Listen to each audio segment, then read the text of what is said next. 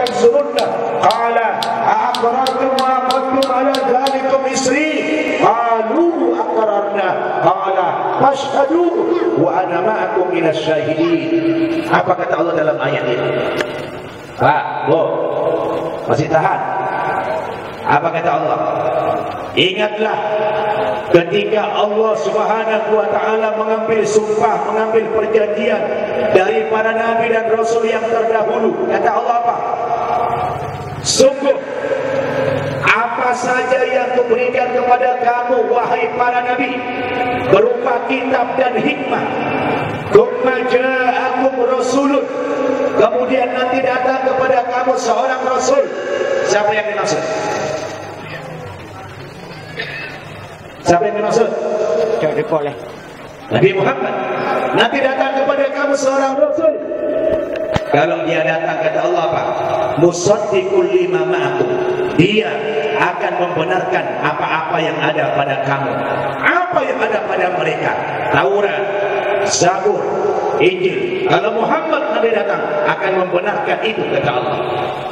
Lalu kalau dia nanti datang, kata Allah, la tu'minunna bihi wa la tansurunna.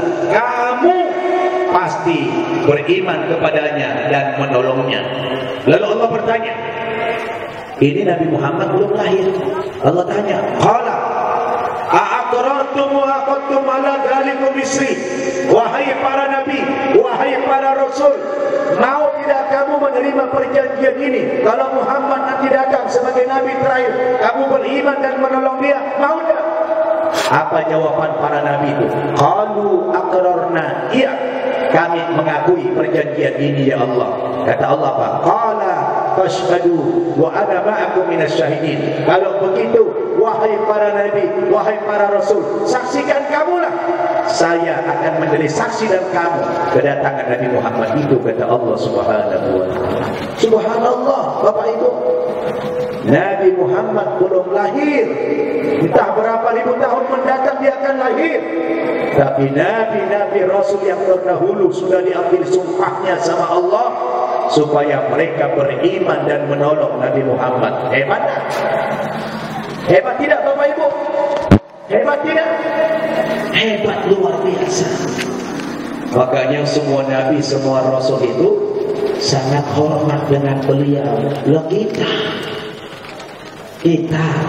sudah ditakdirkan Allah menjadi umat beliau, kok kadang-kadang kita meninggalkan ajaran-ajaran beliau yang sudah luar biasa. Betul?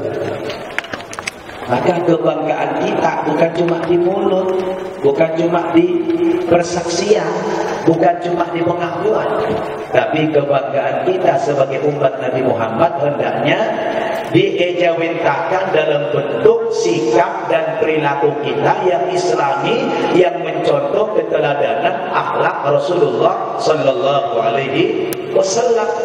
Karena beliau penuh dengan contoh, penuh dengan keteladanan yang saya pikir tidak perlu saya bahas, karena semua kita sudah tahu kalau akhlak Rasul itu seperti apa. Betul? Tinggal bagaimana kita ikhlas tak kita, rela tak kita mencontoh beliau. Itu yang menjadi soal, benar tak? Tidak ada di antara kita yang tidak tahu bagaimana akhlak Rasulullah, bagaimana akhlak Rasul berumah tangga, bagaimana akhlak Rasul mendidik anak, bagaimana akhlak Rasul menjadi pemimpin, bagaimana akhlak Rasul menjadi kepala rumah tangga, bagaimana akhlak Rasul menjadi qadi. Dahulu sampai umatmu Muhammad sudah lebih dahulu masuk ke dalam surga itu. Subhanallah. Kita umat Nabi Muhammad, umat yang belakangan, umur kita pendek, amal ibadah kita sedikit, tapi bisa lebih dahulu masuk surga daripada umatnya Nabi-Nabi dulu yang umurnya panjang, amalnya banyak. Berkat apa? Berkat kemuliaan yang Allah berikan kepada Nabi kita Muhammad Sallallahu Alaihi Wasallam. Maka Bapak Ibu, sekarang agama kita ini sedang dalam sorotan. Agama kita sedang dalam bentuk difitnah, banyak dihujat. Kenapa demikian? Karena memang banyak orang Islam itu melenceng, betul? Karena banyak di antara kita ini yang melenceng, sehingga agama kita sekarang ini kadang-kadang menjadi agama cacian. Agama kita ini dihubungkan dengan teroris. Nah, kalau saya melihat, kenapa orang-orang di barat itu menghubungkan terorisme dengan agama Islam? Ini memang karena kita gagal juga. Ya, kita gagal, banyak kegagalan kita mengamalkan, mempraktekkan Islam yang indah ini di tengah-tengah masyarakat. Betul? Kita gagal. Akhlak Rasulullah itu, insya Allah. Dan perlu Bapak Ibu ketahui, sebetulnya banyak orang di barat sekarang ini masuk agama Islam itu bukan karena akhlak kita, bukan karena keteladanan kita. Mereka masuk Islam kenapa? Karena belajar, karena membaca, karena membandingkan. Saya pribadi saja Bapak Ibu, jujur saya katakan, untung saya dulu masuk Islam ini bukan karena orang Islam. Benar. Untung saya dulu pindah agama bukan karena orang Islam, tapi karena Islamnya. Benar nggak? Karena begitu saya pindah agama, jujur saya katakan, saya banyak kecewa sama orang Islam. Kenapa kecewa? Karena tidak berjalan secara paralel, tidak seimbang antara ajaran Islamnya yang tinggi dengan perilaku kita orang Islam yang jauh, yang tidak Islami. Maka sekarang ini kita pelan-pelan kita memperbaiki diri, ya Bu. Bu, apalagi di Aceh kita sudah memperlakukan syariat Islam. Jadi kita ini harus memperlihatkan kepada masyarakat dunia bahwa agama Islam itu agama yang rahmatan lil alamin. Agama kita itu agama yang indah, agama yang rahmat. Rahmat bukan hanya kepada manusia, bukan hanya kepada orang Islam. Coba lihat ayatnya. Wa ma arsalnaka illa rahmatan lil alamin.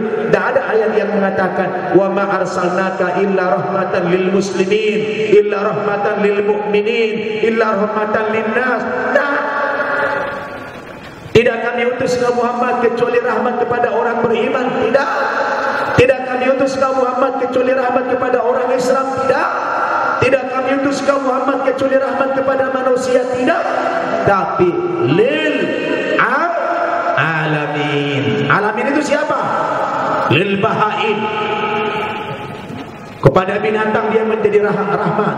Lil asjar, kepada pohon-pohon. Lil syamsi, lil qamari, lil nujum, lil jibal, li aisyai. Kepada apa saja, kepada makhluk apa saja, kehadiran Nabi Muhammad itu adalah menjadi rahmat. Maka kita sedih kalau sekarang agama kita menjadi bahan ejekan, bahan cacian, bahan hinaan. Benar? Kenapa? Karena kita gagal menjadi teladan. Karena kita gagal jadi teladan, coba lihat di Jakarta. Akhirnya orang Islam milih pemimpin siapa? Siapa? Siapa? Ahok. Hoak kali. Orang sini tahu aja. Coba, apa tidak ada orang Islam yang bagus-bagus di Jakarta sana? Kenapa sampai orang kafir? Kenapa sampai Cina? Cina di Jakarta itu jumlahnya 0, sekian persen. Kenapa? Berarti karena yang milih siapa? Kebanyakan orang Islam. Kenapa dia milih yang non Muslim? Karena ketika orang Islam itu diangkat jadi pemimpin, gagal. Betul? Gagal. Nah, ada tuh orang kafir, dibesarkan oleh media. Ya walaupun sebetulnya masih banyak yang kotor-kotor, tapi oleh media dibesarkan. Dan orang Islam mau. Kenapa? Karena orang Islam itu sekarang sudah banyak yang apatis. Tahu apatis? Sudah banyak yang putus asa. Nanti kalau dia jadi pemimpin korupsi lagi. Itu yang terjadi, betul nggak? Orang sudah apatis. Karena kita sendiri gagal menampilkan Islam yang terbaik. Memang betul. Begitu jadi pemimpin, langsung masuk pesantren. Di mana pesantrennya? Ke Cipinang. Pesantren Pak Dan Ramil, masuk pesantren. Mungkin dulu nggak pernah pesantren. Baru menjabat setahun 2 tahun masuk pesantren. Betul? Masya Allah. Nah, oleh karena itulah Bapak Ibu, Islam itu agama yang sangat luar biasa. Maka baca Quran, baca Quran. Kita tidak bisa berislam hanya begini-begini aja, hanya dengerin ceramah saja tidak bisa. Baca Al-Quran, tiap hari baca Al-Quran, supaya kita maju. Makanya Sayyid Jamaluddin Al-Afghani rahimahullah dari Pakistan, Afghanistan, apa dia bilang? Limadza ta'akhkhara al-muslimuna wa taqaddama ghairuhum? Kenapa orang Islam itu sekarang terbelakang? Kenapa umat Islam itu sekarang mengalami kemunduran? Wa taqaddama ghairuhum, sementara bangsa-bangsa di barat, orang-orang di barat sana dari waktu ke waktu terus mengalami kemajuan yang begitu besar. Mereka maju di bidang ilmu pengetahuan, maju di bidang teknologi, maju di bidang ekonomi, maju di bidang politik, maju di bidang budaya, maju di bidang sosial. Kenapa mereka maju dan kita mengalami kemunduran?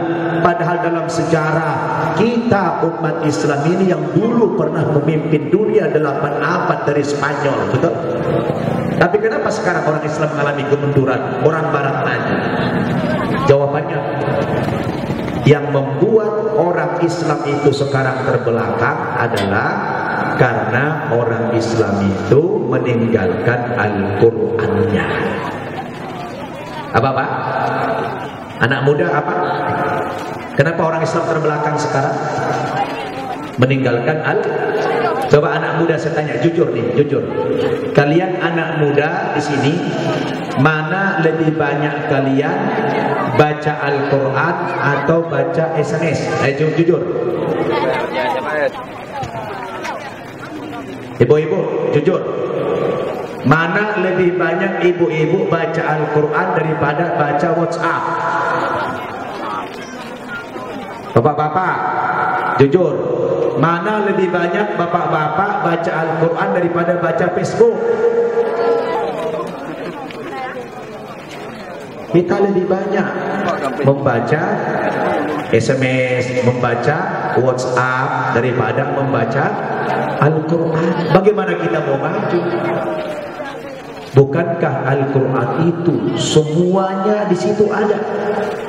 Semua pedoman, semua petunjuk ada di Al-Quran itu. Kalau kita komitmen, kita tiap hari membaca Al-Quran, maka kita akan semakin maju.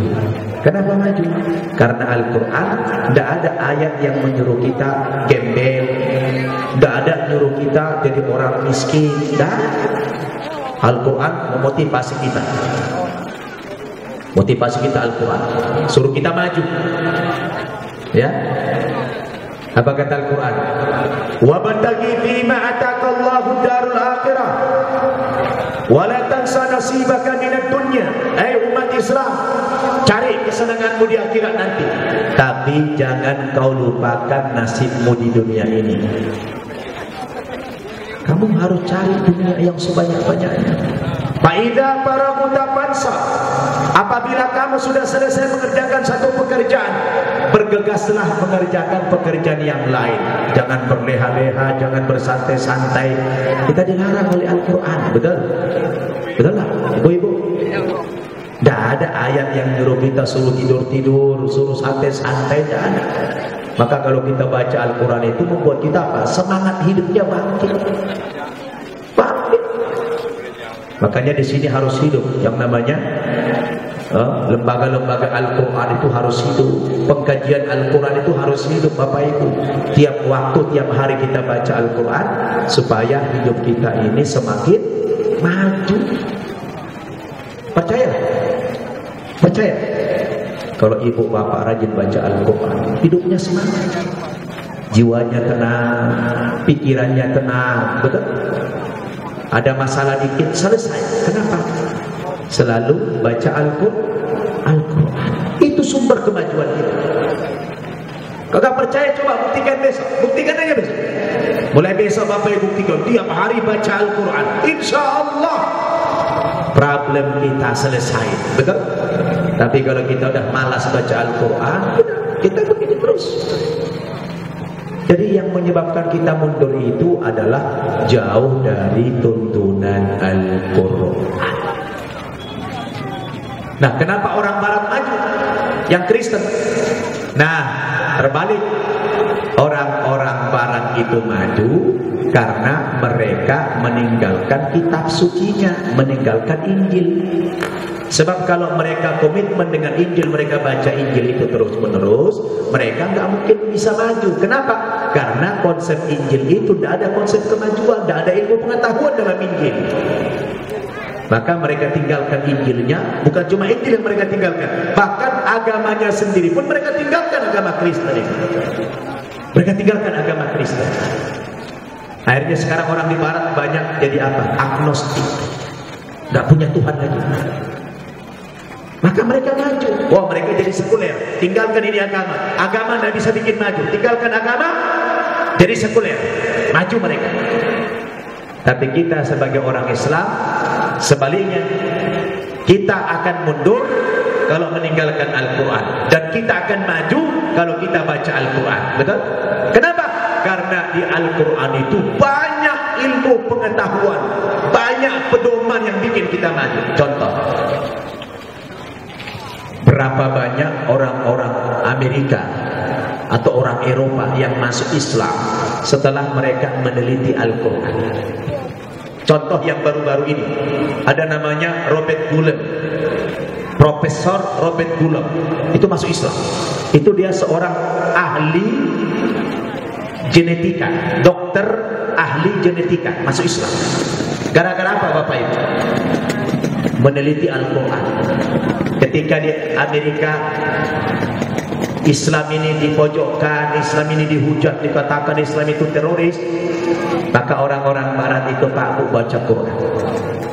Ilmuwan-ilmuwan itu baca Quran.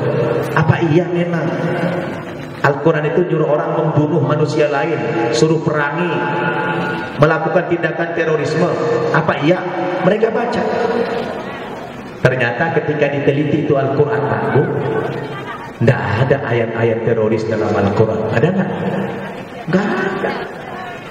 Bahkan apa yang terjadi? Ketika dia buka lembaran-lembaran Al-Quran satu persatu gitu kan, malah Allah menunjukkan kepada dia satu ayat dalam Al-Quran yang sesuai dengan ilmu yang dia geluti. Ada satu ayat yang dia jumpa dalam Al-Quran, yang dengan ayat itu kemudian dia masuk Islam. Ya begini, wal mutallaqatu yatarabbasna bi anfusihinna thalathata quru.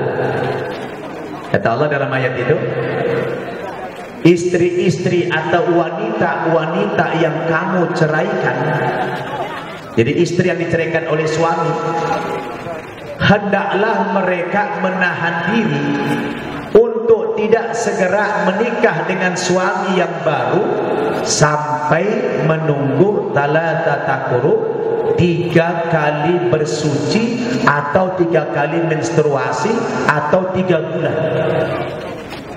Pak Bu, istri kalau diceraikan suami nggak boleh segera nikah. Ada masa iddahnya berapa bulan Bu? 3 bulan. Ini Profesor Robert yang Kristen ini, yang Yahudi ini, heran dia.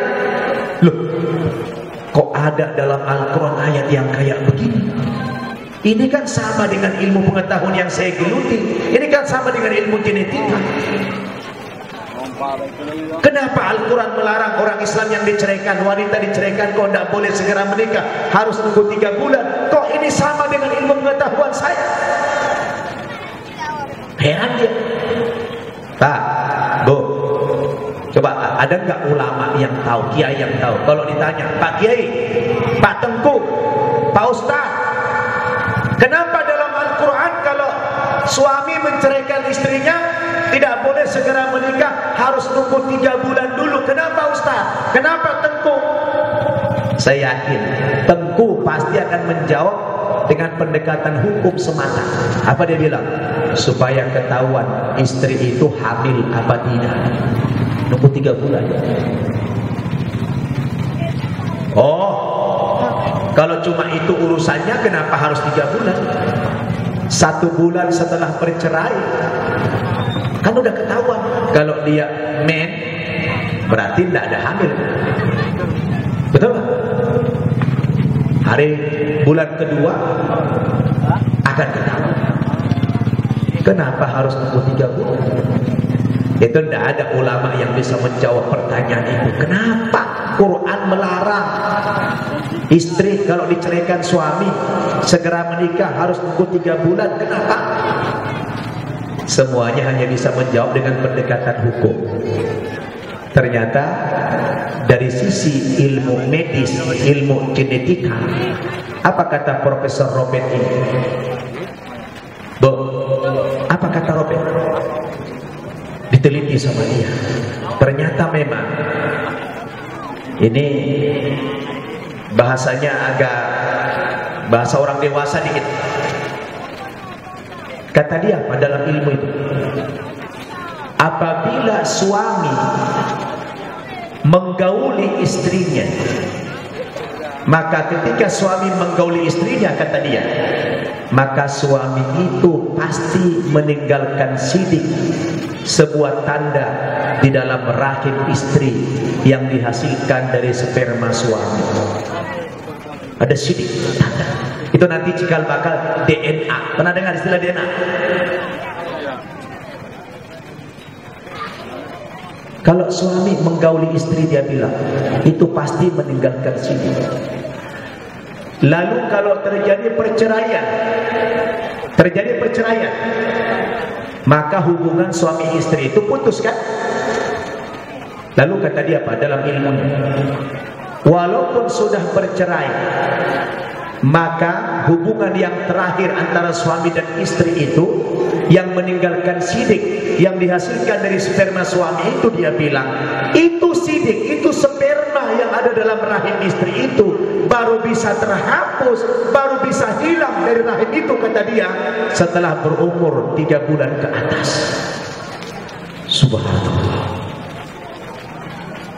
Gara-gara baca ayat itu dia masuk Islam. Seorang profesor itu. Kalau kita mana tahu kan, wah ini jangan-jangan nanti hamil. Paling itu aja.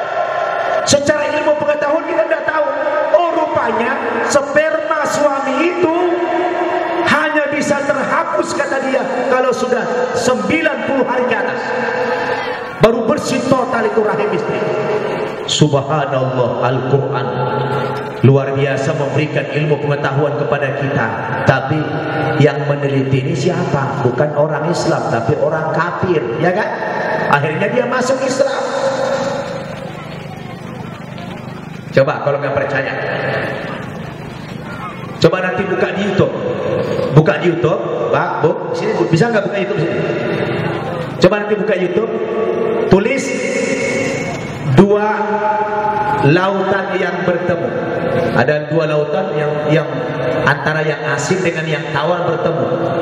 Tapi 2 laut itu tidak mau menyatu. Ini pernah dilihat oleh seorang penyelam laut dari Prancis. Namanya siapa? Jacques Cousteau. Jadi Jacques Cousteau ini ahli penyelam laut yang dia suka mengabadikan makhluk-makhluk laut, flora dan fauna. Dulu kita sering nonton TV namanya di Discovery Channel. Dia yang memoto-moto makhluk laut. Pernah suatu hari dia ke Spanyol, dia di Selat Gibraltar, dia menyelam. Tiba-tiba dia dikejutkan oleh sebuah fenomena alam, Bapak Ibu. Dia melihat ada 2 lautan, yang satu tawar, yang satu asin. Tapi anehnya, ketika 2 laut ini bertemu antara yang tawar dan yang asin, dia tidak mau menyatu. Ini 2 laut tidak mau menyatu. Heran dia. Itu nanti lihat dia di YouTube, membentuk garis. Dia penasaran. Jangan-jangan cuma di permukaannya saja ini nggak mau menyatu. Dia nyelam ke bawah, sampai ke bawah, ke dalam bawah. Itu 2 laut nggak mau menyatu. Dan yang paling menarik lagi apa? Itu ikan, Pak. Ikan yang hidup di air yang asin tidak mau menyeberang ke laut yang tawar. Atau sebaliknya, ikan yang di air yang tawar tidak mau menyeberang kepada laut yang asin. Subhanallah. Itu dilihat langsung oleh Jacques Cousteau. Ternyata ketika dia di darat, Dia ceritakan fenomena ini kepada seorang profesor yang kebetulan agamanya Islam. Terheran-heranlah profesor yang beragama Islam itu. Dia bilang, di mana laut itu kamu temukan? Dia bilang di Selat Gibraltar, itu antara Spanyol dan Maroko. Dia bilang, subhanallah, kata profesor yang muslim tadi, inilah yang disebutkan oleh Al-Quran kami, kata dia. Tapi anda yang berjumpa pertama kali, di Al-Quran saya dari kecil sudah biasa baca ayat. Disebutkan dalam Al-Quran 2 ayat. Yang pertama baca nanti surat Ar-Rahman ayat 19 sampai 20. Kata Allah apa? Marajal bahraini yaltaqiyani bainahuma barzakhun la yabghiyan. Artinya, dialah Allah Subhanahu wa taala yang membiarkan dua lautan berdampingan, ini yang tawar, ini yang asin, tapi di antara keduanya, kata Allah, ada dinding pemisah, tidak mau menyatu dua laut itu. Yang satu lagi dalam surat Al-Furqan ayat 53, kata Allah, wa huwallazi marajal bahraini hadza 'adbun furat wa hadza milhun ujaj wa ja'ala bainahuma barzakhan wa hijran mahjura. Dialah Allah Subhanahu wa taala membiarkan dua lautan berdampingan. Ini air yang tawar, ini air yang asin. Namun di antara keduanya ada dinding dan batas yang menghalangi keduanya, kata Allah. Ketika dibacakan ayat ini kepada Jengkasto, dia heran, loh, kok ada dalam Al-Quran kalian seperti ini? Lalu dia tanya, ini Al-Quran siapa yang mengarang? Dia tanya, siapa yang mengarang Al-Quran kalian ini? Kata profesor yang muslim tadi, maaf, ini Al-Quran kami bukan karangan, tapi wahyu dari Allah Subhanahu wa ta'ala. Dia bilang, subhanallah. Jadi temuan-temuan ilmu modern sekarang ini, Pak, ketika kita baca Al-Quran, ternyata informasi itu semuanya ada di dalam Al-Quran. Maka orang-orang yang pintar-pintar di barat itu pada masuk Islam mereka, Bapak Ibu, masuk Islam. Nah di sini begitu kita bicara Al-Quran, malah gak suka, bubar. Kenapa? Kita sudah biasa ngajinya ketawa-ketawa. Jadi bagaimana orang Islam itu mau maju? Bagaimana orang Islam itu mau bangkit? Karena yang kita dapatkan dari ceramah Islam ini adalah yang lucu-lucunya saja. Yang bersifat ilmu pengetahuan itu kita tolak, betul? Nah ini penyebab, kata Said Jamaluddin itu, limada ta'akhkharul muslimuna wa taqaddama ghairuhum. Kenapa orang Islam itu terbelakang? Karena kita merasa puas jadi orang Islam itu yang paling sholat udah puas. Orang sudah naik ke bulan, sudah naik ke langit sana, kita masih ada di bumi, ya begini-begini aja kepuasan kita, betul? Jadi Bapak Ibu, inilah pesan moral saya. Saya tidak banyak menyinggung tentang maulid karena sudah biasa kita dengarkan maulid itu, ya. Tapi ada hal-hal yang lain yang sangat penting dan mendesak. Saya pikir pesan moral saya yang paling utama, cobalah kita kembali kepada Al-Quran. Bacalah Al-Quran, kita hayati itu Al-Quran. Anak-anak kita, Bapak Ibu yang muda-muda, dorong anak muda itu cinta kepada Al-Quran. Baca Al-Quran. Apalagi Aceh ini sudah menggunakan syariat Islam yang harus identik dengan Al-Quran dan Sunnah, betul? Baca Al-Quran tiap hari, insya Allah paling tidak kita mendapatkan apa? Pahala, mendapatkan rahmat. Syukur-syukur kita mau menggali sehingga kita mendapatkan ilmu pengetahuan yang banyak di dalam Al-Quran. Karena Al-Quran itu banyak sekali ilmu, banyak sekali informasi-informasi yang kalau dihubungkan secara ilmu pengetahuan itu kelak. Maka kalau Bapak Ibu ikuti perkembangan dunia Islam hari ini, yang masuk Islam itu profesor ini, profesor itu, waduh, berbondong-bondong profesor itu masuk agama Islam. Sayang, saya malam ini ceramah nggak pakai layar. Biasanya kalau saya ceramah itu pakai layar, pakai proyektor. Saya tayangkan bagaimana ya kebangkitan Islam di Eropa, di Amerika, orang berbondong-bondong masuk Islam setelah mereka mengkaji Al-Quran. Itu saya banyak dokumen, banyak foto-foto, dan itu pengalaman. Saya keliling ke sana, bukan cerita, bukan katanya. Saya perlihatkan itu biasanya. Kenapa? Hasil dari perjumpaan kita malam ini yang saya tekankan, yang pertama adalah sudah waktunya umat Islam ini sadar, betul? Keterbelakangan kita, kemunduran kita, keterpurukan kita, kehinaan kita hari ini disebabkan kita lari dari Al-Quran. Yang kedua, dari pengalaman-pengalaman saya pribadi pindah agama dari Kristen ke agama Islam membuktikan bahwa Islam itulah satu-satunya agama yang benar, betul? Tidak ada keraguan bagi kita lagi. Tidak ada kebenaran di luar agama Islam. Percayalah, tidak ada kebenaran di luar agama Islam. Maka jadilah kita orang Islam yang berpengetahuan. Jadilah orang Islam yang punya ilmu. Jadilah orang Islam yang punya wawasan. Karena ke depan kita akan diserang berbagai macam serangan-serangan pemikiran, ya. Coba lihat, teknologi media hari ini dikuasai orang kafir, dikuasai orang-orang non-muslim. Kalau kita tidak menguasai agama kita sendiri, ketika diserang kita dengan berbagai macam tuduhan, maka akan bisa menggoncangkan iman kita dan anak-anak kita, betul? Sekarang saja fitnah kepada Islam itu luar biasa. Tapi kalau kita punya pedoman, insya Allah kita tidak akan pernah goyah. Di zaman apapun, informasi apapun yang kita dapatkan, kita akan bisa menyikapi secara objektif, betul? Coba lihat orang di kampung-kampung sekarang banyak murtad, Bapak Ibu, banyak murtad. Kenapa? Karena dia buta terhadap agamanya sendiri. Jadi jangan sampai ada lagi warga kita yang murtad, keluar dari agama Islam karena persoalan ekonomi dan lain sebagainya. Jadi mari kita mengaji yang serius, Bapak Ibu. Di sini ada nggak majelis taklim, Bu?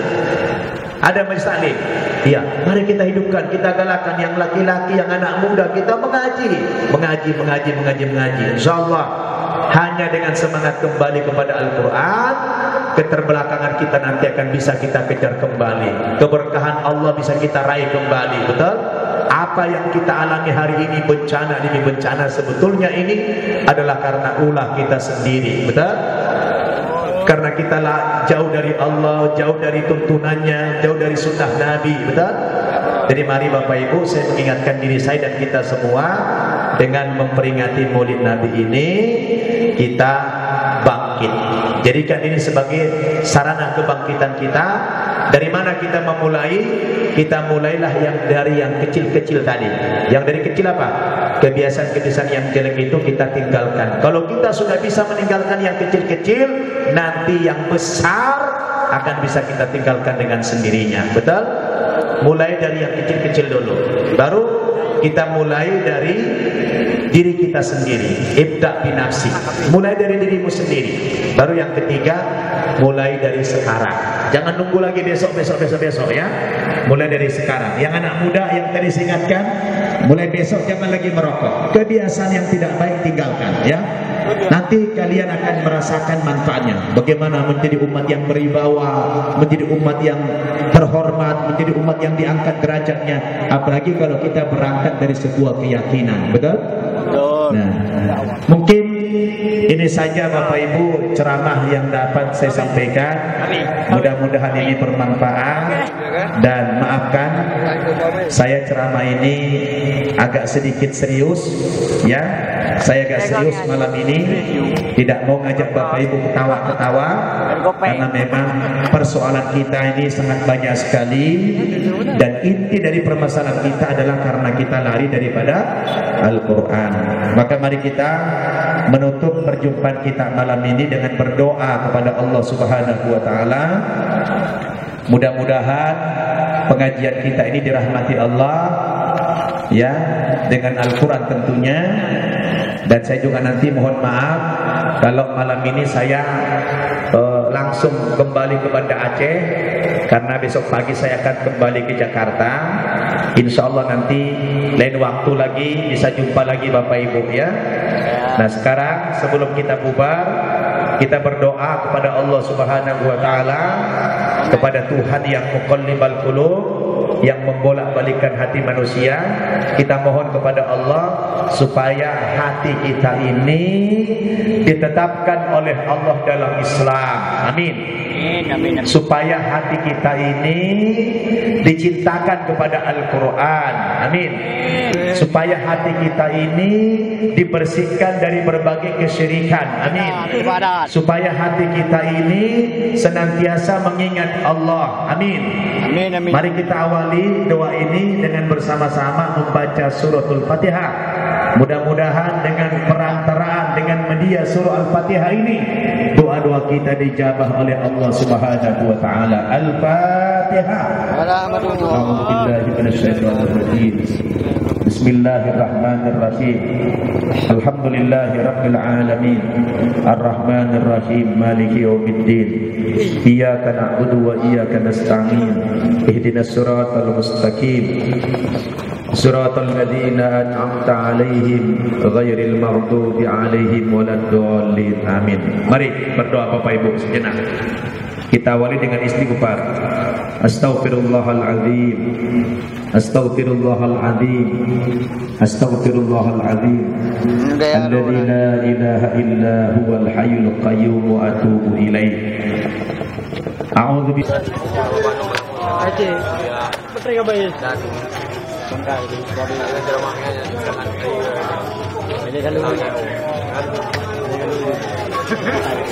Jadi dah video game juga berbuat.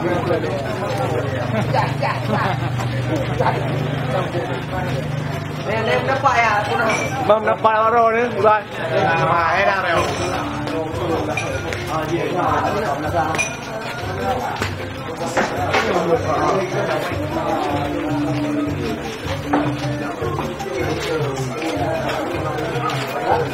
Oh, kalito.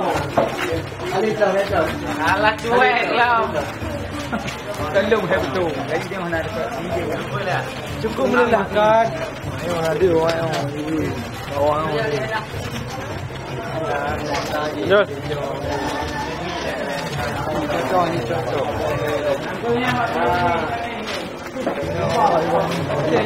Dan break kan break. Stop break ni. Stop break. Betul. Apa dia yang? Kita nak komentar. Ibam dapat ro bagian nunggu nama. Jadi tunggu ayo enggak beres kan. Macam kurang macam anjing perkau orang tu. Oh mah. Jadi rundol masa susah. Ini yang Ibam pendapat. Tak mana mungkinnya hana apa pun bacanya dari hawa. Ya baru syariatnya nak kita mak. Ya. Okey. Jadi anak katai go mno ke? Anak katai go je kita bo. Memang nyu yang perusahaan dia. Tapi dia ada kui bro. Tapi dah pil je. Ya. Ini Ibam pendapat. Bagi Bang Wahyu memang betul-betul Ian adalah sabo. Bang bagi kedua pemda. Ya. Sabo tu ya. Pedoman yang good.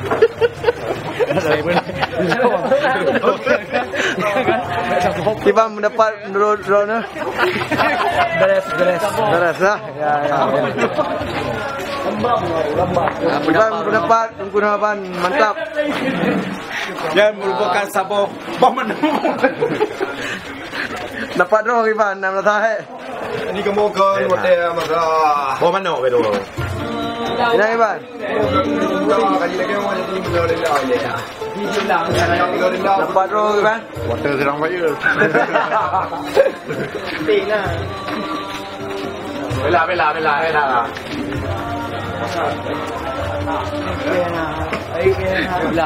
Kat. Jadi ayo nunggu aban harbi pirko don ha. Ibrahim dah letak boleh tak. Jadi no perpisahan ha. Perpisahan. Tengok main tu no. Roro Iban nah. Pirko beda no. Jadi menurut draw tu Iban. Menurut Iban. Gede balik ke hai.